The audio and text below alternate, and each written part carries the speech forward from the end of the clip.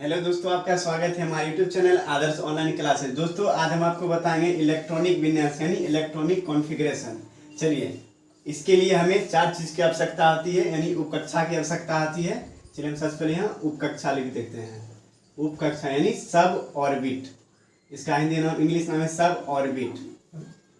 4 उपकक्षा होती है, एक एस पी डी एफ, यहाँ तक कोई दिक्कत नहीं। इसके बाद एस में अधिकतम कितना इलेक्ट्रॉन जा सकता है, तो एस में अधिकतम 2 इलेक्ट्रॉन जा सकता है। इसके बाद सभी 4 के गुणज में इलेक्ट्रॉन भरे जाते हैं, यानी सबके 4 मल्टीपल होते हैं। एस में अगर 2 इलेक्ट्रॉन होगा इसमें 4 जोड़ दीजिए, यानी सब 4 के गुणज में आते हैं इसमें, तो पी में 6 इलेक्ट्रॉन होगा। इसके बाद पी में 6, ये भी 4 के गुणज में होगा, तो ये इसमें डी में 10 इलेक्ट्रॉन भरा जाएगा। इसके बाद ये भी 4 के गुणज में होगा, तो 10 4 14, यानी एफ में 14 इलेक्ट्रॉन भर जाएंगे। यहाँ तक भी दिक्कत है। इसके बाद यहाँ पे हम इसको कैसे सजाते हैं वो देख लेते हैं। पहले यहाँ से, फिर पहले इसमें एस कक्षा में इलेक्ट्रॉन जाएगा। इसके बाद यहाँ से रिटर्न होके फिर 2s कक्षा में जाएगा। इसके बाद 2s से निकलेगा तो इलेक्ट्रॉन 2p में जाएगा। इसके बाद 2p के बाद 3s के बाद 3p के बाद इलेक्ट्रॉन 4s कक्षा में जाएगा, उपकक्षा में जाएगा। इसके बाद 4s के बाद इलेक्ट्रॉन 3d कक्षा में जाएगा, और इसके बाद p उपकक्षा में जाएगा, और इसके बाद 5s उपकक्षा में जाएगा। यहाँ से रिटर्न होने के बाद इलेक्ट्रॉन फिर 4d उपकक्षा से चालू होगा, फिर इसके बाद 5p से, इसके बाद 6s से, इसके बाद 4f से, इसके बाद 5p से, इसके बाद 6s से। यहाँ तक कोई दिक्कत नहीं, आपको जहाँ तक ले जाना होगा आप वहाँ तक इस स्ट्रक्चर को बना लेंगे और अपने हिसाब से लेकर चलेंगे। यहाँ तक कोई दिक्कत नहीं। चलिए दोस्तों, हम इस प्रश्न को सॉल्व करते हैं। यानी ऑक्सीजन की इलेक्ट्रॉन की संख्या यहाँ पे 8 है। चलिए हम इसको इलेक्ट्रॉनिक कॉन्फ़िगरेशन यानी इलेक्ट्रॉनिक विन्यास में कैसे इसको हम भरेंगे। चलिए पहले हम इसके सामने पत्ता बिछाएंगे और इसके बाद हम इलेक्ट्रॉन को इसमें भरेंगे। तो पहला क्या है 1s, यहाँ पे 1s लिख देंगे। इसके बाद क्या है 2s, तो फिर यहाँ हम 2s लिख देंगे। इसके बाद 2s के बाद 2p, यहाँ पे 2p लिख देंगे। और हमें यह भी ध्यान रखना है कि हमारे पास कितने इलेक्ट्रॉन हैं, तो हमारे पास केवल 8 इलेक्ट्रॉन हैं, क्योंकि s उपकक्षा में 2 इलेक्ट्रॉन खाते हैं और s में 2, यहाँ 4 2 2 4, और इसमें 6, यहाँ 10 हो गया, इसलिए हमें यह भी ध्यान रखना है। चलिए हम इसको इलेक्ट्रॉन को भरते हैं। तो s उपकक्षा में अधिकतम कितने इलेक्ट्रॉन होते हैं, तो s उपकक्षा में अधिकतम 2 इलेक्ट्रॉन होते हैं इसमें, यानी s पर 2, इसमें 2 इलेक्ट्रॉन। फिर इसमें देखिए s कक्षा में कितने इलेक्ट्रॉन रहते हैं, तो 2, तो 2 2 4, तो हमारे पास कितना इलेक्ट्रॉन बचा 4। इसमें हम, लेकिन इसकी खाने की क्षमता 6 है, लेकिन हमारे पास केवल 4 इलेक्ट्रॉन बचे, यहाँ पे हम 4 दें। चलिए दोस्तों, हम नेक्स्ट प्रश्न को सॉल्व करते हैं। यानी कार्बन जिसका परमाणु संख्या 6 है, यानी इलेक्ट्रॉन की संख्या 6 है, इसको हम इलेक्ट्रॉनिक कॉन्फ़िगरेशन में कैसे सजाएंगे। तो सबसे पहले कौन सा कक्षा दिया है, तो 1s, यहाँ पे 1s लिख देंगे। इसके बाद 1s के बाद 2s, यानी 2s उपकक्षा यहाँ लिख देंगे। इसके बाद 2s के बाद 2p उपकक्षा है, तो 2p लिखेंगे। इसके बाद 2p के बाद 3s उपकक्षा है, तो 3s देंगे।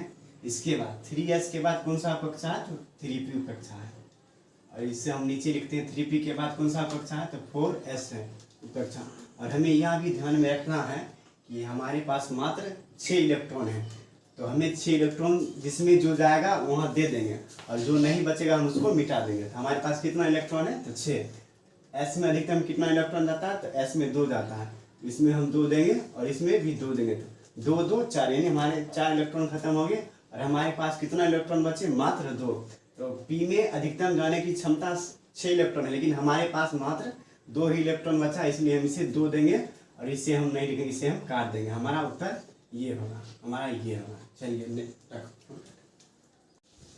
चलिए दोस्तों, हम नेक्स्ट प्रश्न को सॉल्व करते हैं। बेरिलियम जिसकी परमाणु क्रमांक 4 यानी इलेक्ट्रॉनिक नंबर कितना है, 4 है, तो हमें सबसे पहले ये उपकक्षा बिछाना होगा। तो पहला उपकक्षा क्या है, तो 1s, यहाँ पे हम 1s दे देंगे। इसके बाद 1s के बाद 2s के बाद 2p, और हमें यह भी देखना है कि हमारे पास कितना इलेक्ट्रॉन है, उसके अनुसार हम इस उपकक्षा को बढ़ाएंगे। तो हमारे पास मात्र 4 इलेक्ट्रॉन है, जिसमें s में 2 अधिकतम जाता है और इसमें भी 2 जाएगा, तो 2 2 4, और ये हमारा नहीं होगा, हमारा यहीं तक बनेगा, क्योंकि हमारे पास मात्र 2 ही इलेक्ट्रॉन थे। चलिए दोस्तों हम नेक्स्ट प्रश्न को सॉल्व करते हैं। एल्युमिनियम 13 जिसका इलेक्ट्रॉन की संख्या 13 है। चलिए हम इसको इलेक्ट्रॉनिक कॉन्फ़िगरेशन में सजाते हैं। तो पहला कौन सा कक्षा है, तो 1s, यहाँ पे 1s दे देंगे। इसके बाद 2s कक्षा है। इसके बाद 2s के बाद 2p, यहाँ 2p दे देंगे। इसके बाद 2p के बाद 3s।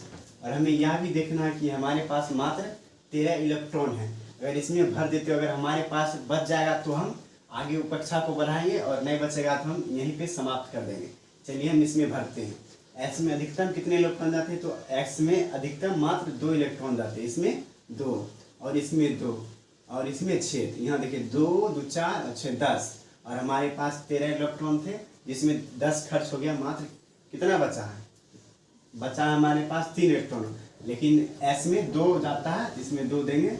और हमारे पास एक और इलेक्ट्रॉन बचा है, तो 3s कितना है, 3s2, इसके बाद 3p1। यही हमारा आंसर होगा। चलिए हम नेक्स्ट को सॉल्व करते हैं। यानी कॉपर यानी 29 दिया, तो सबसे पहले हम कक्षा को सजा लेंगे। तो क्या है पहला, तो 1s के बाद 2s, यहाँ 2s लेंगे। इसके बाद 2s के बाद 2p के बाद 3s, यहाँ 3s के बाद 3p के बाद 4s के बाद 3d, इसके बाद 3d के बाद 4p के बाद 5s के बाद 4d के बाद 5p। हमें यह भी ध्यान रखना है कि हमारे पास कितने इलेक्ट्रॉन होंगे। हमारे पास 29 इलेक्ट्रॉन है। चलिए हम इसको भरते इलेक्ट्रॉन एक एक करके। तो s में कितने जाते इलेक्ट्रॉन, s में 2 जाते, तो यहाँ पे 2 गया, s में 2 गया। और p में अधिकतम 6 इलेक्ट्रॉन जाते हैं, इसमें 6 गया। तो s में 2 गया, इसमें 6 गया, इसमें 2 गया। और d में अधिकतम 10 इलेक्ट्रॉन जाते हैं, लेकिन हम आपको गिन लेते हैं पहले कितना इलेक्ट्रॉन बचा है हमारे पास। 2 2 4 6 10, 2 12 6 18, 2 20। हमारे पास 20 इलेक्ट्रॉन खर्च हो चुके हैं 29 में से, तो मात्र 9 इलेक्ट्रॉन बचा है। तो हमें यहाँ पे 9 लिखेंगे, लेकिन एक शर्त रहता है कि जब भी डी सब के यानी उपकक्षा में 9 या 4 इलेक्ट्रॉन रहता है तो ये सुटेबल नहीं रहता, इसलिए ये हमारा गलत हो जाएगा। यहाँ पे हो जाएगा हमारा, यहाँ पर या तो देखिए, या तो इससे एक ले ले या तो इसको दे दे। लेकिन s अधिकतम 2 इलेक्ट्रॉन रखते हैं, लेकिन 2 रखते हैं। अगर ये इसको दे देंगे तो ये सुटेबल नहीं रहेगा, इसलिए s इससे समझौता करता है d से कि आप ही एक इलेक्ट्रॉन ले लीजिए और हम अनस्टेबल ले सकते हैं। इसमें हो जाएगा 4s1, ये 3d9 है, इसमें से एक इलेक्ट्रॉन चला गया तो 3d10। हमारा आंसर यही होगा।